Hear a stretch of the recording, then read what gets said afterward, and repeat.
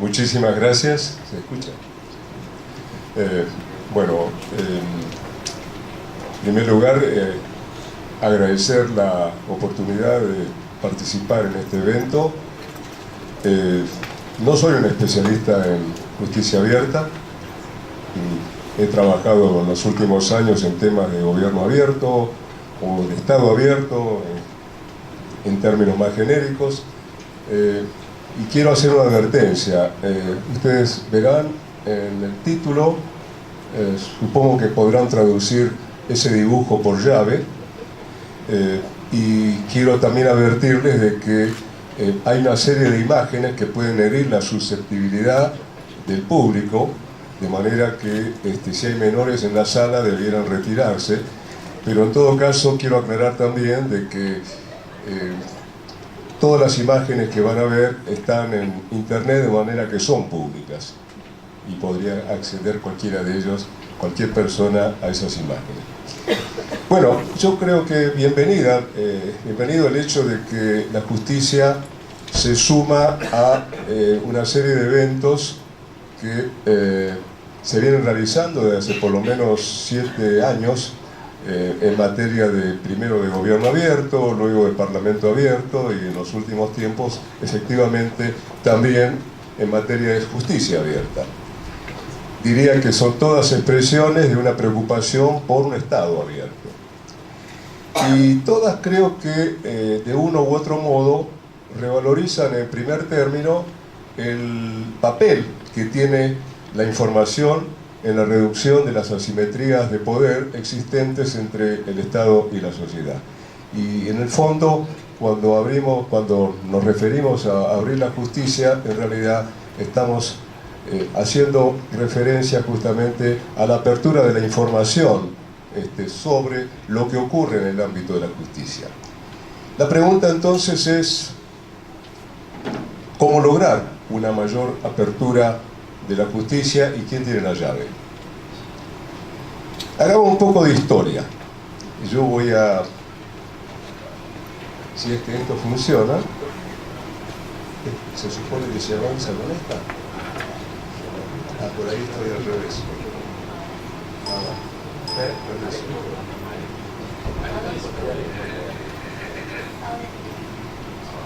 Sí, perdón. Bueno, decía que la información es el aspecto central de todo este debate en torno a la apertura. Porque evidentemente... ¿Desapareció la imagen? ¿A dónde tengo que apuntar? Ahí está. Ah, bien. Digo, como señala esa imagen, ¿verdad? En estos momentos está circulando una cantidad de información que es superior a la que ha circulado en todo el transcurso de la humanidad. Y por lo tanto, el problema es un problema de asimetría de información. Y el problema de asimetría de la información, ahí está. Justamente me parece que está en el eje del debate que tenemos estos días aquí en Cuyo.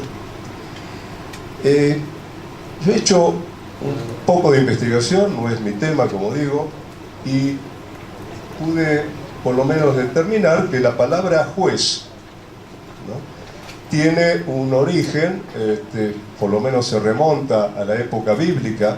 Los jueces en la tradición hebrea, por ejemplo, tenían no solamente la función de juzgar, sino también la función de gobernar. Y en la raíz hebrea del término juez está justamente la de dirección, la de guía, la de gobierno. Por lo tanto, gobernar, en cierta forma, se origina, o de la palabra gobernar se origina la palabra juzgar, y es responsabilidad de quien gobierna.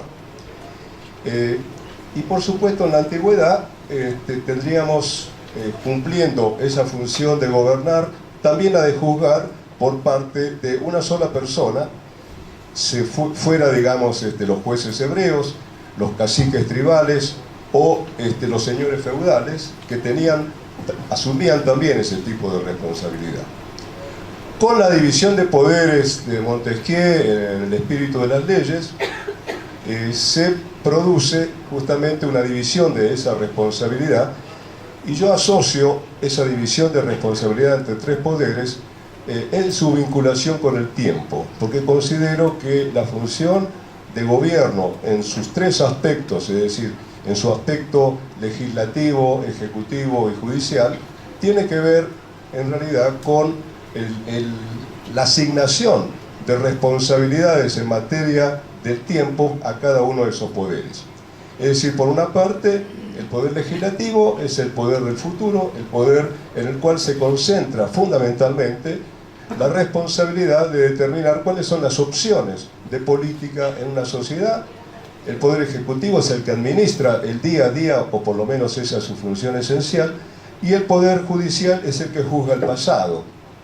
Y frente, digamos, a cada una de estas responsabilidades asumidas por cada uno de estos poderes, existe una ciudadanía que crecientemente está asumiendo un rol central como contraparte de esos poderes. Es decir, el ciudadano tiene la posibilidad de intervenir en el diseño o en el codiseño de las políticas públicas, en la cogestión y en la coproducción de bienes y servicios, y en el seguimiento, en el control y en la evaluación de las políticas públicas, es decir, en relación con cada uno de esos tiempos.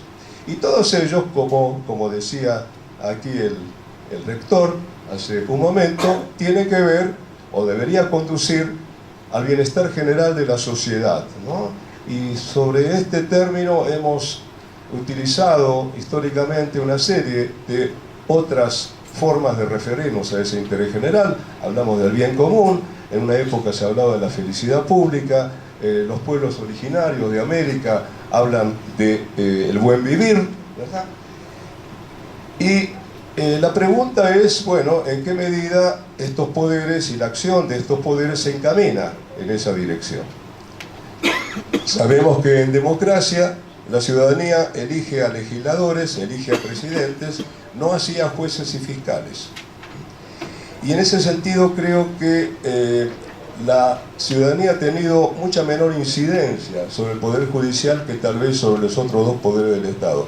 Al menos en lo que se refiere a encarar acciones que estén orientadas hacia un Estado más abierto.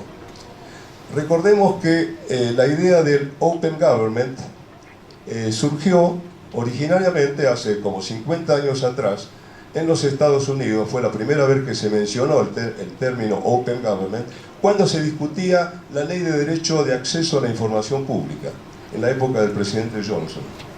Es decir, Estados Unidos tiene una ley de acceso a la información pública, se hablaba antes de ese tema, ¿verdad? Acá tenemos legislador que ha participado en la formulación y en la sanción de la ley en Mendoza. Y 10 años más tarde, en los Estados Unidos, el carácter que adquirió el término Open Government se asoció con la accountability, es decir, con la rendición de cuentas. Y cuando nos referimos a justicia abierta, en realidad estamos aludiendo a procesos legales que están caracterizados por la apertura, por la transparencia, con la idea de que existan tribunales más visibles para la ciudadanía, para que la ciudadanía pueda ver y escuchar los juicios que puedan producirse periódicamente de manera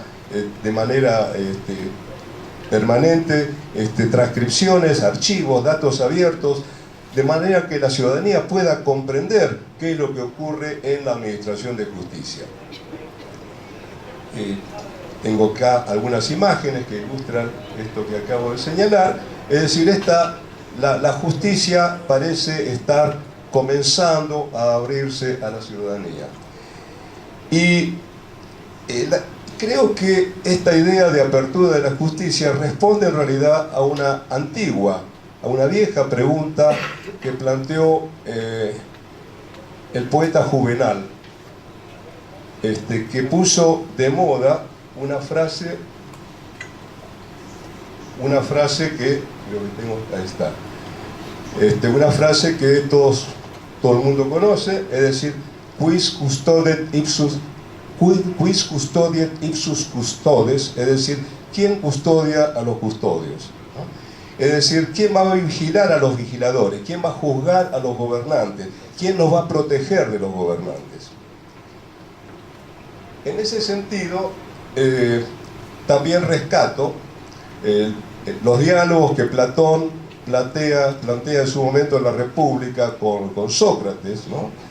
Justamente en relación a esta pregunta, porque para Sócrates los guardianes de la sociedad tenían que ser personajes probos, virtuosos, que cuidaran al conjunto de la sociedad, y su gobierno tenía que estar fundado en la rectitud, en la ecuanimidad, en el sentido de lo más sublime, de lo equitativo, es decir, desprendidos de cualquier ánimo de poder. Y cuando Platón le pregunta a Sócrates, bueno, ¿y quién va a custodiar a esos custodios? Ellos se van a custodiar a sí mismos, porque precisamente por su carácter de hombres probos tendrán la posibilidad de hacerlo. Porque el problema, creo, en el fondo es quién tiene el poder y cómo lo usa. Porque la información es el recurso fundamental. Y esto plantea un dilema que ha sido, por supuesto, debatido en la ciencia política en relación al dilema entre principal y agente. Es decir, la división de poderes que plantea Montesquieu de alguna manera establece frenos y contrapesos a los respectivos poderes, pero no son suficientes. La pregunta es hasta qué punto también la ciudadanía puede ejercer un papel en ese sentido. Y yo en ese sentido también estoy avanzando una conclusión de mi planteo, y es que si bien la ciudadanía debe fabricar por lo menos una de las llaves para abrir la justicia, no es suficiente. No es suficiente porque en este dilema de la relación entre principal y agente, donde la ciudadanía es el principal y el agente son los distintos poderes del Estado, evidentemente la asimetría de información que existe entre unos y otros hace imposible que el ciudadano pueda seguir, digamos, todos los entretelones del uso del poder en cada una de las funciones que se ejercen desde el Estado. Por lo tanto, la apertura es una salvaguarda para la debida administración, y en este caso particular que estamos debatiendo, de la administración de justicia. Y esto ha sido planteado hace también muchos años atrás. No ando bien con...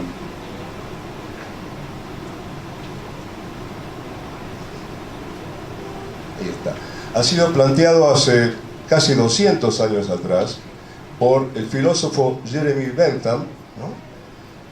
Para quien, y leo, la publicidad es el alma de la justicia, no solo porque es la más eficaz salvaguarda del testimonio del que asegura, gracias al control del público, la veracidad, sino sobre todo porque favorece la probidad de los jueces al actuar como freno en el ejercicio de un poder del que es tan fácil abusar. Permite la formación de un espíritu cívico y el desarrollo de una opinión pública. De otro modo, muda e impotente ante los abusos del poder, funda la confianza del público y refuerza la independencia de los magistrados, acrecentando la responsabilidad social y neutralizando los vínculos jerárquicos y el espíritu de cuerpo. Sin publicidad no hay justicia. Y esto fue escrito en 1823. Para Bentham, la publicidad ayuda a descubrir la verdad, porque amplía el círculo de diseminación de un testimonio, ayuda a la educación del ciudadano. Si los juicios son públicos, jueces y abogados tienen que explicar las razones de sus acciones y de sus decisiones. Bentham planteaba que sentirse observados aumenta la disciplina de los jueces, porque la transparencia es la máxima garantía contra la corrupción y contra la manipulación.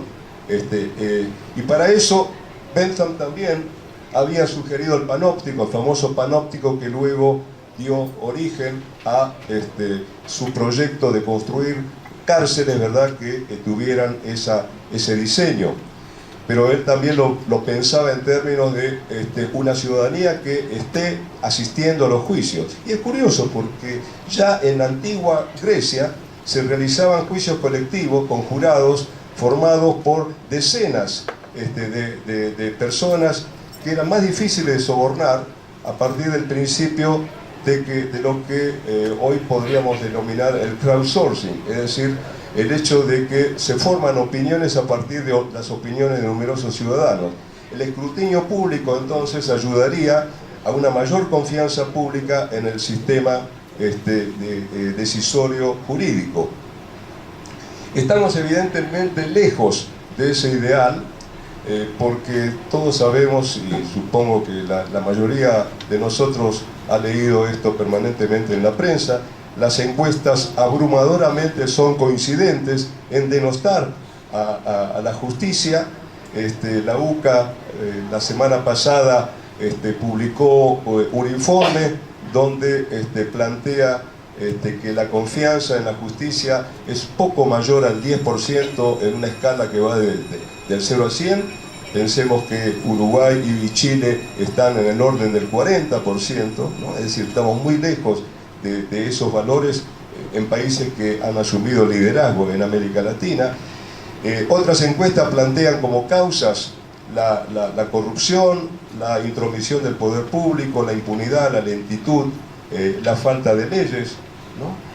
Por otro lado, se busca mejorar el funcionamiento de la justicia a través de políticas que prioricen la honestidad de los miembros del Poder Judicial, su idoneidad, su mayor profesionalidad, un mayor poder para los jueces y fiscales, mejoras en la infraestructura y en la tecnología, y por otro lado también hasta en el lenguaje. Han habido importantes avances, por ejemplo, en materia de gobierno abierto. Los países escandinavos hoy en día están desarrollando un tipo de lenguaje para que los gobiernos hablen como la gente, es decir, para que hablen como habla la gente, ¿no? Acá tenemos un párrafo sacado de un juicio en España, ¿verdad?, que tiene un lenguaje absolutamente críptico e inentendible para el ciudadano común. Y las encuestas en realidad son similares en otras partes, no solamente en la Argentina, y son indicadores de una baja calidad democrática, y en ese sentido creo que hay bastante coincidencia entre los índices de falta de confianza en la justicia y los índices de baja calidad democrática. Tengo 3 minutos, ¿sí? Nada más. Bien, gracias. Y hay razones para esta desconfianza pública, lo adelanto con imágenes, ¿verdad? Hoy ya los jueces no usan peluca, ¿no? Pero tampoco usan togas en general, por lo menos en América Latina, ¿no? Pero la venda creo que la tienen los ciudadanos, que no entienden cómo se llega a ciertos veredictos, cuáles son los fundamentos, por qué se ha creado un aparato lento, burocrático, ¿no? Lleno de trampas, de recovecos, que no garantizan justicia, sino que preserva y reproduce en buena medida los intereses corporativos, ¿verdad?, de sus miembros. Y para legitimarse se han creado mitos, ¿no? Este es interesante, dice, ¿por qué la justicia es lenta? Dice, por la ley del menor esfuerzo, ¿no? Se han creado mitos, ¿verdad?, como el mito de que todos somos iguales ante la ley, ¿no? Pero sabemos que no todos somos iguales ante la ley, y no voy a reproducir lo que dice la imagen, ¿no? Por otra parte, el mito de que la ley es aplicable a todo el mundo y no exime a nadie de su conocimiento, y sin embargo, digamos, sabemos que eso no es así.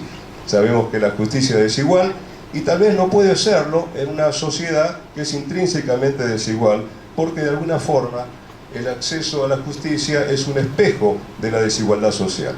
Se han diseñado instituciones para controlar la justicia de todo tipo, como también se lo han creado para controlar al poder legislativo, al poder ejecutivo, pero creo que hay todavía un problema en nuestras culturas, ¿verdad?, que es un problema de falta de lo que he llamado alguna vez en un trabajo respondibilidad, es decir, la incorporación a la conciencia no solamente de la idea que tenemos que ser que tenemos que rendir cuentas porque se nos exige, sino porque además hemos asumido el valor de la rendición de cuentas.